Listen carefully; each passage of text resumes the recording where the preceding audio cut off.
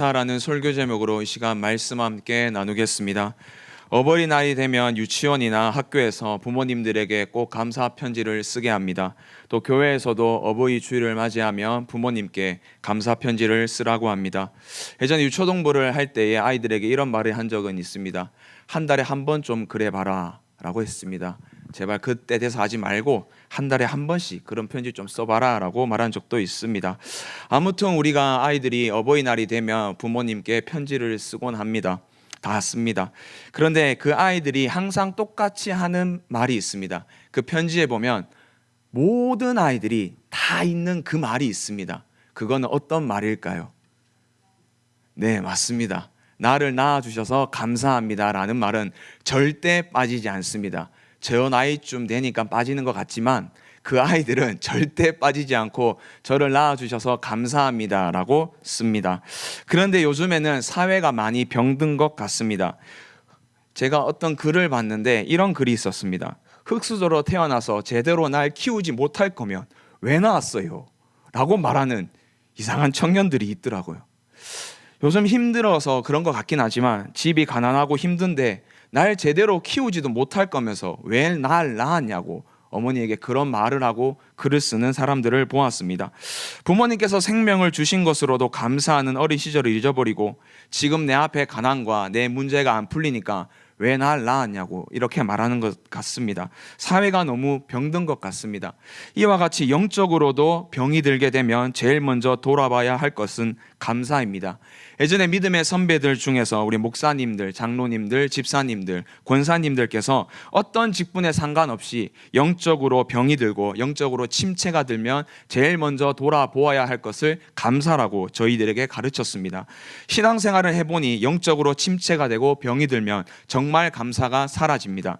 예전에 은혜 많이 받고 영성이 충만할 때는 모든 것이 감사합니다. 예전에 너무 은혜가 충만해서 모기를 보았는데 짜증이 나지 않았습니다. 모기가 너무 크지 않고 작은 거에 대해서 감사했습니다. 그러나 영적으로 침체가 되고 힘들어지면 예전에 하던 감사는 온데간데 없이 사라지고 불평불만만 늘어지게 됩니다. 그러나 영적으로 건강하면 감사가 넘치게 됩니다. 그래서 사도 바울은 데살로니가 5장에서 우리가 잘 아는 말씀처럼 범사에 감사하라라고 말씀합니다. 우리는 범사에 감사해야 하는 사람들입니다. 그런데 범사의 감사가 잘 나오지 않을 때가 더 많은 것도 있습니다. 감사가 다 잘 되지 않는 것도 사실입니다. 내 앞에 있는 상황들과 현실들을 보면 감사가 나오지 않을 때도 있습니다. 내 자녀들, 내 직장, 내 가정, 내 환경들을 돌아보면 하나님을 믿는데 왜 이렇게 안 풀리고 고난은 또 왜 이렇게 많은지 감사가 나오지 않을 때가 있습니다. 그렇다면 우리 그리스도인들은 어떻게 감사해야 할까요? 오늘 본문을 통해서 한번 살펴보도록 하겠습니다.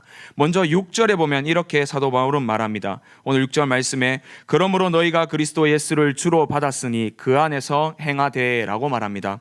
그러므로 너희가 그리스도 예수를 주로 받았으니 그 안에서 행하되 라고 말씀합니다. 여기서 그리스도 예수를 주로 받은 사람은 누구입니까? 우리 예수님을 믿는 사람들, 그리스도인들, 신앙인들입니다. 성도입니다.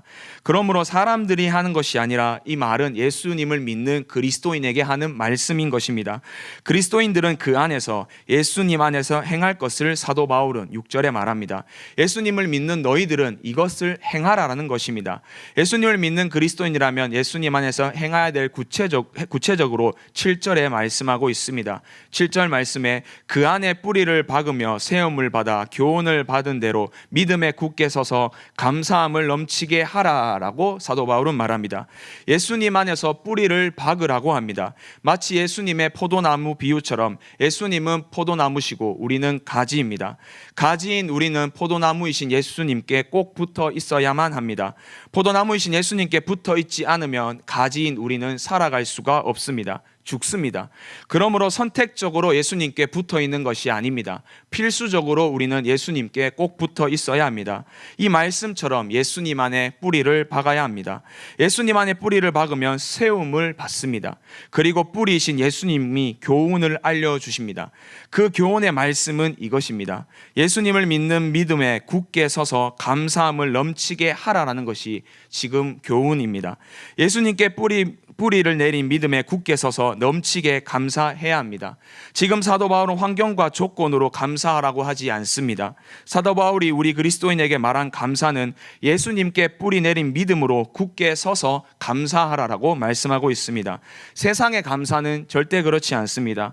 무엇을 받아야지 감사합니다. 환경이 좋은 환경이 되어야지 감사합니다. 모든 조건이 되어야지만이 감사하는 것이 세상의 감사입니다.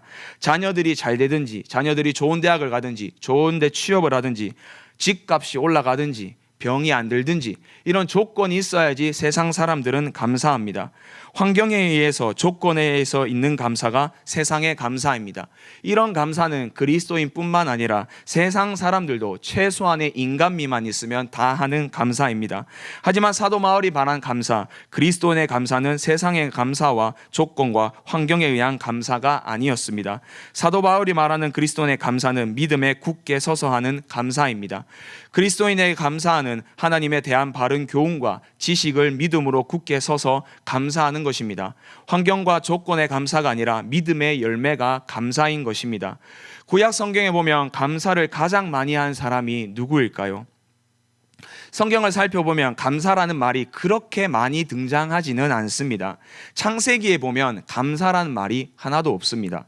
물론 우리 믿음의 선진들인 아브라함과 이삭과 야곱이 하나님께 감사했을 것입니다. 그러나 성경의 창세기에는 감사란 말이 단 한 번도 등장하지 않습니다. 구약에서 제일 많이 감사가 등장하는 곳은 어디일까요? 시편입니다. 시편에 감사가 제일 많이 등장합니다. 그러니까 구약에서 감사라는 단어를 가장 많이 사용한 사람은 다윗입니다.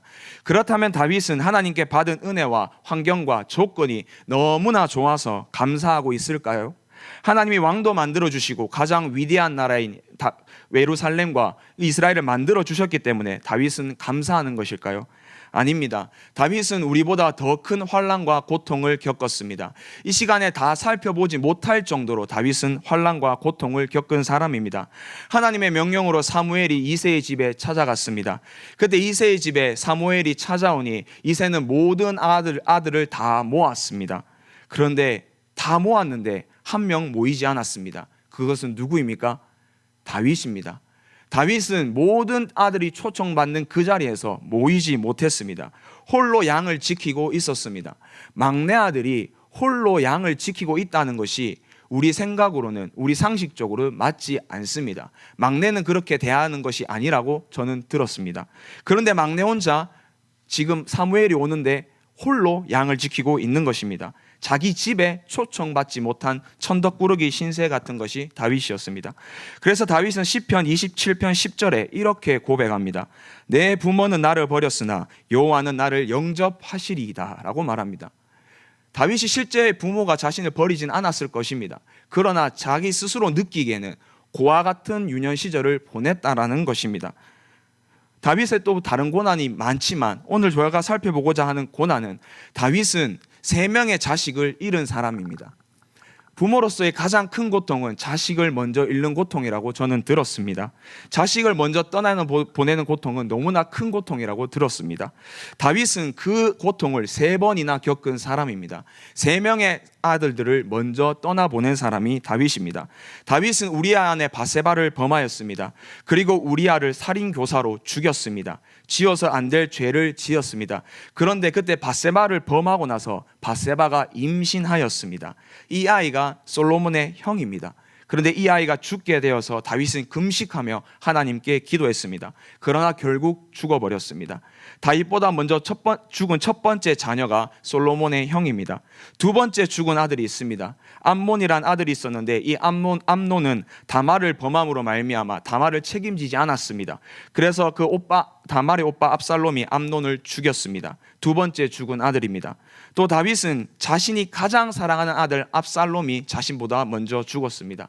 자신에게 반역을 일으키고 그를 그는 죽었습니다. 세 번째로 죽은 아들이 압살롬입니다. 다윗은 자신이 살아 생전에 자신보다 먼저 죽은 자식들이 3명이나 있었습니다.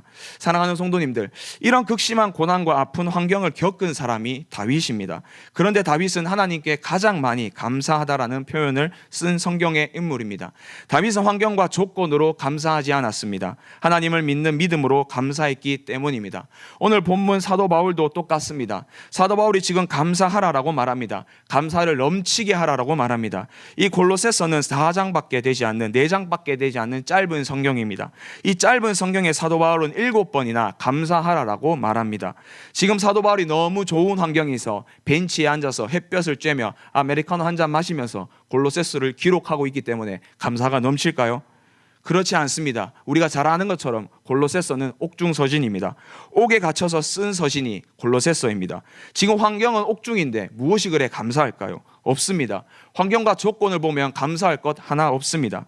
사도 바울은 대단한 사람입니다. 가말리엘 문화 생도였으면서 뛰어난 율법학자였으면서 바리새인 중에 바리새인이었으며 베냐민 지파 왕족이었습니다. 로마 시민권도 있는 사람입니다. 그러나 그가 예수님을 만나고 세상적으로 말하면 인생이 꼬였습니다. 환경과 조건은 감사할 것이 전혀 없는 인생이 되어버렸습니다. 고린도후서 11장에 보면 그가 당한 환난과 고통에 대해서 자세히 말합니다. 40에 감한 매를 3번이나 맞았습니다. 보통 30번 맞으면 죽는다고 합니다. 그러니까 39번 맞는 것은 맞고 살려면 살라라는 뜻이라고 합니다. 태장도 맞았습니다. 동족의 위험, 이방인의 위험 등등. 그는 죽을 고빗을 몇 번이나 넘겼습니다. 복음을 전하기 위해서입니다. 그리고 지금 옥에 갇혔습니다. 환경과 조건으로 보면 감사할 것이 무엇이 있습니까? 없습니다. 그런데 옥중서신인 골로새서를 쓰면서 감사하라라고 말합니다. 이 짧은 서신서에서 7번이나 말합니다. 왜일까요? 감사는 환경과 조건이 아니기 때문입니다. 그리스도인의 감사는 환경과 조건이 아니라 믿음 위에 굳게 서서 하는 것이 감사이기 때문입니다. 믿음의 열매가 감사이기 때문입니다. 그래서 하나님에 대한 바른 지식과 이해와 믿음이 있다면 우리는 환경과 조건이 아무리 어울지라도 감사할 수 있는 것입니다. 따라서 우리가 감사하지 않는다는 것은 하나님에 대한 믿음이 온전하지 못하다라는 증거이기도 합니다. 감사는 내가 뿌리 내린 예수님에 대한 믿음의 열매이자 반응입니다. 그런데 사실 우리의 삶에서 감사하기 제일 힘들 때도 있습니다. 고난과 역경이 있을 때입니다. 내 삶에서 고난과 역경이 있을 때에 감사하기 힘듭니다. 조건과 환경으로 감사하면 안 되고 믿음으로 감사해야지라고 말하고 있습니다. 그런다 우리는 생각이 듭니다. 고난과 역경이 있을 때마다 왜 하나님 이런 고난을 주실까? 왜 하나님은 날 이렇게 힘들게 하실까라고 우리는 질문합니다. 우리가 새벽마다 욥을 살펴보고 있습니다. 욥의 세 친구들도 그랬습니다. 너는 왜 고난받고 있을까? 너는 왜 고난받고 있을까라고 생각합니다. 이때마다 우리는 하나님에 대한 바른 지식과 이해가 필요합니다. 하나님에 대한 바른 지식과 이해 안에 믿음의 뿌리를 내려야 합니다. 사랑하는 성도님들, 하나님은 어떤 분이십니까? 하나님은 사람이 아니십니다. 전지전능하시고 우리를 창조하신 하나님이십니다. 믿으십니까? 우리는 이것을 믿습니다. 또한 우리가 믿는 하나님과 나는 어떤 관계입니까? 아버지와 아들의 관계입니다. 하나님을 아빠, 아버지라 부르게 되었습니다. 우리 하나님은 천지를 창조하시고 우리의 아빠, 아버지이십니다. 우리 아빠, 아버지가 천지를 창조하신 하나님이신데 우리가 지금 고난받고 힘들 때 그분께서 가만히 계시겠습니까? 아닙니다. 육신의 아버지도 자녀들이 고난과 역경 가운데 있을 때 가만히 있지 않습니다. 모든 것을 줘서라도 자녀들이 고난과 역경 가운데 헤쳐나오기를 원합니다. 육신의 아버지도 그러한데 우리가 믿는 아빠 아버지 하나님은 선하시며 인자하시며 가장 좋은 길로 우리를 인도하십니다. 그러나 사람들은 지금 내 앞에 있는 고난 때문에 감사할 것이 없다고 감사하지 않습니다. 왜 나에게 이런 고난을 주셨는가라고 생각합니다. 이는 하나님에 대한 온전한 믿음이 아닙니다. 사랑하는 성도님들, 하나님은 우리를 만드신 분입니다. 우리 모든 인생을 알고 계시며 우리 모든 인생을 주관하시는 분이십니다. 우리를 만들어 놓고 그냥 한가운데 떡 떨어주시지 않습니다. 우리를 다스리시고 우리를 지금 섭리하고 계십니다. 나는 내 인생의 단면밖에 보지 못합니다. 오늘 2021년 10월 6일 일어나는 점과 같은 내 인생의 단면과 같은 것만 우리는 알고 있습니다.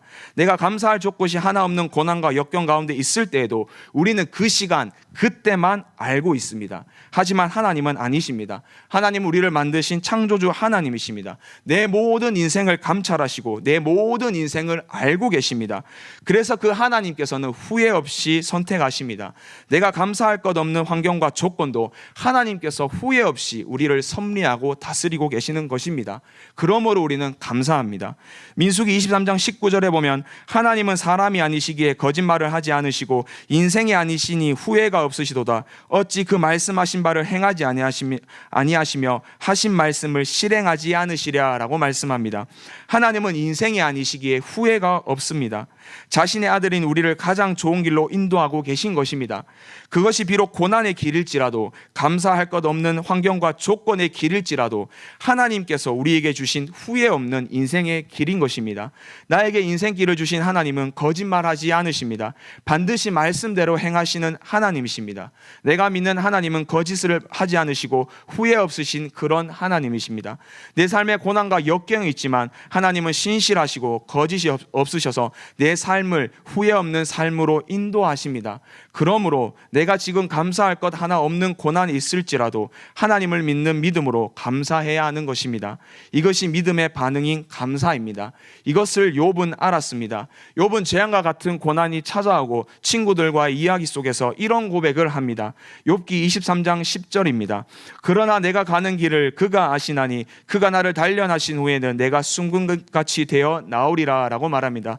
이걸 바른 성경으로 보면 이렇게 말합니다. 나의 가는 길을 오직 그분이 아시니 그분이 나를 단련하신 후에는 내가 정금같이 나올 것이다 라고 말합니다. 사랑하는 성도님들, 이 말씀줄 중에 욥기 23장 10절 말씀 중에 전반부와 후반부가 있습니다. 나의 길 오직 그분이 아시나니는 전반부이고 그분이 나를 단련하신 후에 내가 정금같이 나온다는 것은 후반부입니다. 이 전반부와 후반부의 말씀 중에 어떤 말씀이 더 중요한 말씀일까요? 우리는 후반부에 많이 집중을 해서 들었던 것 같습니다. 찬양도 그러합니다.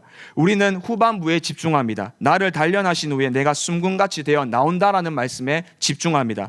맞습니다. 틀린 말씀 아닙니다. 우리는 하나님의 길로 갈 때에 나를 단련시키고 숨금같이 나옵니다.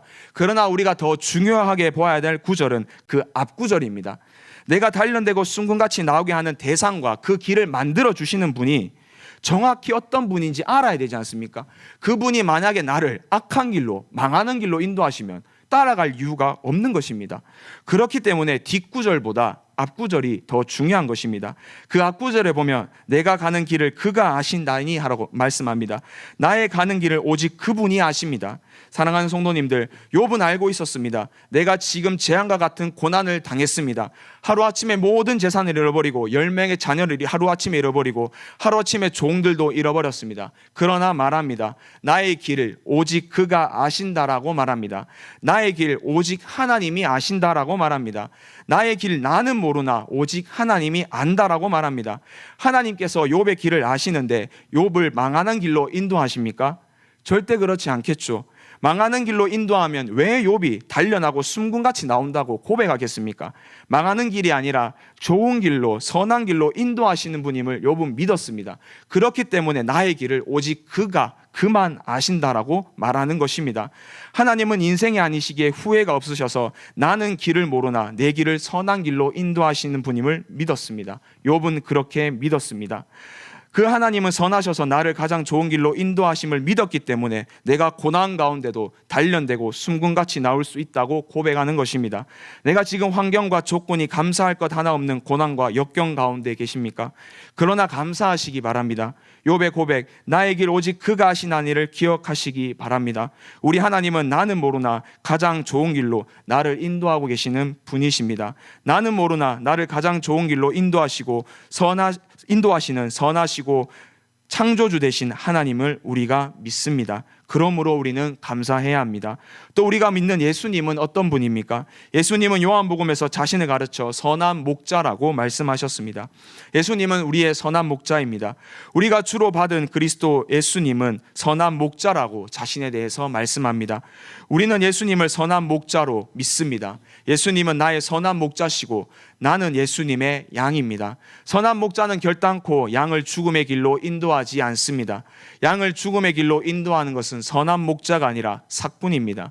우리 예수님은 삭군이 아니십니다. 우리 예수님은 선한 목자이십니다. 이 선한 목자이신 예수님은 양을 위해서 자신의 목숨을 버리셨습니다. 요한복음 10장 11절에 보면 나는 선한 목자라 선한 목자는 양들을 위하여 목숨을 버리거니와 라고 말씀합니다. 선한 목자는 양들을 위해서 목숨을 버립니다. 예수님은 우리를 위해서 목숨까지 버리셨습니다. 십자가에서 자신의 목숨을 버리셨습니다. 말로만 양들을 위해 목숨을 버린다고 하지 않으셨습니다. 우리를 죄 가운데서 구원하기 위해서 죄가 없으신 선한 목자이신 예수님은 자신의 목숨을 십자가에 버리셨습니다.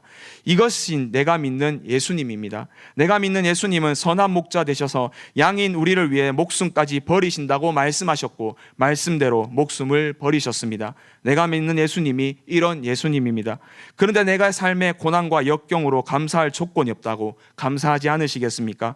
목숨을 버리신 분이 지금 내 가운데 고난이 있게 하신 이유가 있지 않겠습니까? 무슨 이유인지는 나는 모르나 예수님이 내가 고난과 역경 가운데 머물게 한 이유가 있지 않겠습니까? 목숨까지 우리를 위해 버리신 분의 선한 목자이신 예수님입니다. 우리를 그냥 고난과 역경 가운데 머물게 하지 않을 겁니다. 그러므로 우리가 이런 예수님을 믿는다면 우리 삶의 고난과 역경과 감사할 조건과 환경이 없더라도 감사해야 하는 것입니다. 감사는 환경과 조건으로 하는 것이 아닙니다. 환경과 조건의 감사는 그리스도인의 감사가 아닙니다. 내가 믿는 하나님과 예수님이 어떤 분인지 명확히 알고 그 알고 있는 믿음 위에 굳게 서서 하는 것이 그리스도인의 감사입니다. 사랑하는 성도님들, 제가 인터넷을 보다가 이상한 그림을 하나 본 게 있습니다. 그 그림이 뭐냐 하면 저희 아버지 때 36살과 지금 우리 36살을 비교해 놓은 그림이었습니다. 제가 지금 공교롭게 36살입니다. 그 아버지 때 36살을 보니까 집이 있고 차가 있고 그 아내가 있고 자녀가 있습니다.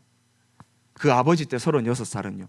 그래서 저희 아버지 때 36살 생각해 보면 맞는 것 같습니다. 집이 있었고 차가 있으셨고 어머니 계셨고 저도 있었습니다. 그런데 지금 36살에게는 집은 아예 없습니다. 결혼 못합니다. 자녀 당연히 없습니다. 우리 지금 36살에게 있는 곳이라는 넷플릭스 결제한 것밖에 없고 유튜브 프리미어 결제한 것밖에 없고 학자금 대출금밖에 없다라고 그렇게 그림을 본 적이 있습니다. 참 그것을 보고 마음이 많이 아팠습니다. 왜 이럴까? 왜 이렇게 세상이 힘들게 되었을까라고 생각을 하기도 했습니다. 그런데 제가 이제 청년부 신방을 하다가 그 청년이랑 밥을 먹으면서 이런저런 얘기를 했습니다. 그러다 갑자기 그 그림이 생각이 났습니다. 그래서 많이 힘들지. 그 그림 보니까 우리 36살 때는 진짜 이런 것이 아무것도 없는데 참 우리 청년들 열심히 살아가는데 열심히 산 만큼 결과가 없어서 너무 힘든 것 같다라고 이런 얘기를 나누었습니다. 그런데 그 청년이 갑자기 대뜸 저한테 이러는 겁니다. 목사님은 다 있네요. 그래서 제가 생각해 보니까 뭐 아내도 있고 내 자식도 있고 차도 있습니다. 근데 솔직히 집은 없지 않습니까? 그래 내가 집 없는데? 이렇게 얘기하니까 교회에서 줬으면 준 거죠. 이렇게 대답하더라고. 그래서 내가 그렇냐. 제가 근데 이 말 하면 안 됐습니다. 저보다 믿음이 더 좋은 청년인 것 같습니다. 그리고 그 청년과 대화를 다시 다 나누고 집에 돌아와서 기도하면서 곰곰이 생각을 해보았습니다. 나는 정말 그 그림처럼 내가 처음 그 그림을 봤을 때는 나는 집도 없고 차도 없고 아내도 없고 자녀도 없다는 그 그림을 보고 와 맞네. 왜 우리는 없을까라고 생각을 했는데 그 청년과 대화를 나누고 나서는 저는 다 있는 것이었습니다. 저는 감사하지 못했습니다. 그것을 보고도 나는 다 있는데 감사하지 못했습니다. 그 청년의 말을 듣고 해머로 맞은 것 같았습니다. 맞다. 감사해야 되는데 왜 감사하지 못했지라고 생각해 보았습니다. 그 이유는 하나였습니다. 지금 내 삶에 없는 것들만 저는 생각했습니다. 집이 없으니까요. 그리고 불완전한 내 미래만 보았습니다. 요새 부동산 집에 가면 오늘도 잠깐 봤는데요, 좀 그렇더라고요. 절대 못 살 것 같습니다. 이렇게 불완전한 나의 미래만 보고 있으니까 감사가 전혀 없던 것이었습니다. 오히려 하나님의 나에게 주신 은혜는 더 많습니다. 지금 36살 제 친구들만 보아도 결혼하고 자녀 있고 차 있는 사람은 많지 않습니다. 그런데 그건 보지 못하고 하나님 주신 은혜를 기억하지 못하고 불완전한 내 미래를 보고 내가 가지고 있는 것만 보지 않고 없는 것만 보니까 감사가 없던 것이었습니다. 불평과 불만으로 입을 표현하지는 않았습니다. 그러나 제 마음으로서는 불평과 불만을 하고 있었습니다. 우리는 내 삶에서 내 안에 들려져 있는 것들과 내 불완전한 미래, 환경과 조건을 본다면 바울이 말하는 그리스도인의 감사는 할 수 없습니다. 내 삶에 있는 환경과 조건을 보고 감사하는 것이 아니라 내가 감사하는 대상인 그 신실하시고 선하시고 인자하시고 거짓이 없으시고 후회가 없으신 하나님을 믿고 그 믿음 위에 굳게 서서 감사하는 저와 성도님들 되기를 주님의 이름으로 축복합니다. 이 믿음의 열매인 감사가 우리의 삶에서 충만하게 넘치기를 주님의 이름으로 소망합니다. 그렇다면 감사가 가져다 주는 결과는 어떤 것이 있을까요? 하나님을 믿는 믿음으로 굳게 서서 감사하는 사람에게는 어떤 결과를 하나님께서 주실까요? 요한복음에는 예수님의 많은 기적들이 있습니다. 많은 기적들을 말씀하고 있습니다. 이 많은 기적들 중에 오병이어의 기적이 있습니다. 사람이 살아가면서 먹는 문제는 기본적인 문제입니다. 먹고 사는 것은 기본적인 문제입니다. 요한복음 6장에서는 예수님을 따르던 제자들과 무리들이 먹을 것이 없는 그 기본적인 문제에 앞에 서 있었습니다. 그 기본적인 문제인 배고픔의 문제를 예수님은 물고기 2마리와 보리떡 5덩어리로 5,000명을 먹이고 12강주리가 남는 기적을 베푸셨습니다. 또 요한복음의 또 다른 기적을 보면 나사로를 살리신 기적이 있습니다. 예수님이 너무 사랑하시는 나사로가 병들었다는 소식을 들으셨지만 예수님은 이틀을 더 유하시고 나사로에게 향하였습니다. 이미 나사로는 죽어 있었습니다. 이 죽은 나사로를 보고 예수님은 눈물을 흘리셨습니다. 사랑하는 자 나사로의 죽음을 보고 예수님은 눈물을 흘리셨습니다. 또한 인간이 이 죽음의 문제를 겪을 수 없음을 보고 인간이 이 죽음의 문제를 겪을 수밖에 없음을 보고 예수님은 우셨습니다. 인간의 기본적인 문제 중 하나가 죽는 문제입니다. 이것을 겪을 수밖에 없는 나사로를 보고 예수님은 우셨습니다. 그러나 예수님은 나사로를 살려주셨습니다. 요한복음 11장 43절에서 44절 말씀에 보면 이 말씀을 하시고 큰 소리로 나사로야 나오라 부르시니 죽은 자가 수족을 배로 동인 채로 나오는데 그 얼굴은 수건에 쌓였더라. 예수께서 이르시되 풀어 놓아 다니게 하라 하시니라 라고 말씀하십니다. 예수님은 인간의 기본적인 문제, 죽음의 문제를 해결하여 주셨습니다. 나사로를 살려주셨습니다. 요한복음 6장의 오병이어의 기적과 11장의 나사로를 살리신 기적에는 공통적으로 예수님이 하신 행동 하나가 있습니다. 그것이 무엇일까요? 감사입니다. 요한복음 6장 11절에 보면 이렇게 말씀합니다. 예수께서 떡을 가져 축사하신 후에 앉아있는 자들에게 나눠주시고 물고기도 그렇게 그들의 원대로 주시니라 라고 말합니다. 여기서 보면 예수님을 떡을 가지신 후에 가져 축사하셨습니다. 감사하셨습니다. 그리고 나사로를 살리실 때에도 감사하셨습니다. 요한복음 11장 41절에 보면 돌을 옮겨 놓으니 예수께서 눈을 들어 우러러보시고 이르시되 아버지여 내 말을 들으신 것을 감사하나이다 라고 말합니다. 예수님은 눈을 들어 우러러 하나님께 감사했습니다. 우리 성경에는 요한복음 6장 11절은 축사로 번역하였고 요한복음 11장 41절은 감사로 번역하였습니다. 그러나 원어를 보면 똑같이 유카리스테오라는 단어입니다. 예수님은 감사하셨습니다. 그리고 11장 42절부터 기도하셨습니다. 예수님은 기적을 앞두시고 감사하셨습니다. 모든 것을 하실 수 있는 그분께서 하나님께 감사하였습니다. 그러나 예수님의 제자들과 마르다는 감사하지 않았습니다. 오병이어의 사건에서 예수님은 빌립의 믿음을 시험하고자 여쭤보셨습니다. 어디서 떡을 사서 이 사람을 먹이겠느냐라고 물어보셨습니다. 빌립은 이렇게 대답합니다. 요한복음 6장 7절에 빌립이 대답하되 각 사람으로 조금씩 받게 할지라도 200데나리온의 떡이 부족하리이다 라고 말합니다. 빌립은 말합니다. 200데나리온이 필요합니다 라고 말하며 현실 그대로를 이야기합니다. 틀린 말은 아니지만 현실 상황을 이야기합니다. 그리고 예수님 예수님께서 보리떡 5개와 물고기 2마리를 안드레가 예수님께 가져가면서 안드레는 이렇게 말합니다. 요한복음 6장 9절에 여기 한 아이가 있어 보리떡 5개와 물고기 2마리를 가지고 있나이다. 그러나 그것이 이 많은 사람에게 얼마나 되겠사옵나이까 라고 말합니다. 지금 안드레가 예수님께 이것으로 되겠습니까? 이것으로 5,000명 먹이겠습니까? 라고 말하고 있습니다. 이 말 속에 불평과 불만은 가지지 않더라도 비관적인 단어는 있는 것 같습니다. 그렇지 않습니까? 비관적으로 말하는 것 같지 않습니까? 이게 뭐가 되겠습니까? 라고 말합니다. 요한복음 11장의 마르다는 또 어떠합니까? 예수님은 눈물을 흘리시고 돌을 옮겨 놓으라라고 말씀하십니다. 이때 마르다는 요한복음 11장 39절에 이렇게 대답합니다. 예수께서 이르시되 돌을 옮겨 놓으라 하시니 그 죽은 자의 누이 마르다가 이르되 주여 죽은 지가 나흘이 되었음에 벌써 냄새가 나나이다 라고 말합니다. 마르다는 말합니다. 돌을 왜 옮깁니까? 죽은 지 나흘이나 돼서 냄새가 나는데 왜 옮깁니까? 라고 말합니다.